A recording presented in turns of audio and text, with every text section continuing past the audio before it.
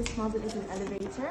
I chose this model because it's a functioning model which is used to explain two of the most fundamental topics in science, which are gravity and electricity. In this model, I chose it because it's relating to the concept of the STEM project, which is science, technology, education, and math. This is used in real life by companies where they will simulate the elevators that they want to build, as this is more efficient, less expensive, and easier to do.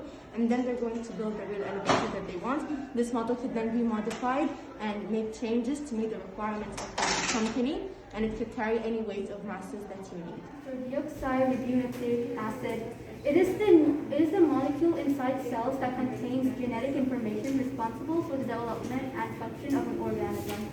DNA molecules allow the information to be passed from one generation to the next.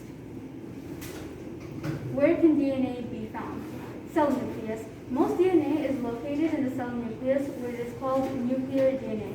But a small amount of DNA can also be found in the mitochondria, where it is called mitochondrial DNA or mRNA. Mitochondria are structures within cells that convert the energy from food into a form that cells can use. What is DNA and where it is located? DNA, or deoxyribonucleic acid, is the hereditary material that lies within the nucleus of all cells in humans and other living organisms. Most of the DNA is placed within the nucleus and is called nuclear DNA. Facts about us and our DNA. Your DNA can stretch from the Earth to the Sun and back 600 times. We are all 99.9% alike because everyone has the exact same DNA except for one molecule.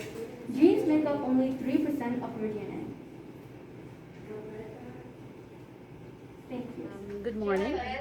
Today we're going to present our physics project. So we decided to take an idea that joins physics and fun together on the same plate.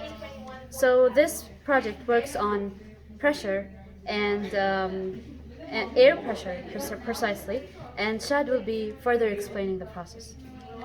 Okay, so here we first apply pressure on those syringes. That pressure gets transmitted to the syringes over here that cause movement that results in the movement of the ball. And so by manipulating those syringes, we'll end up with different movements to lead the ball to the other end of the maze.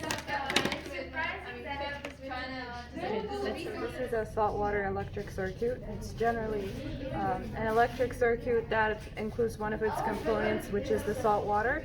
So we're going to light the bulb using a salt water. So I'm going to present the things that we have here. This is a light bulb. It has a 3.7 volts.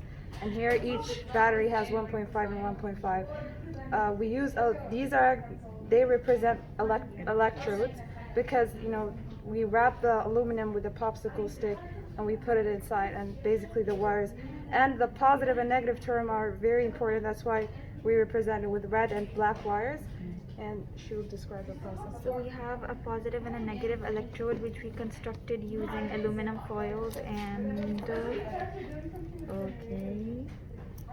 which we constructed using aluminum foils and popsicle sticks. So when they both join together, the bulb lights up because there is an electric charge flowing through it. Salt is in the ocean water, but this is just a simple one. The safety procedures will be continued by Nalavik and the water. Okay.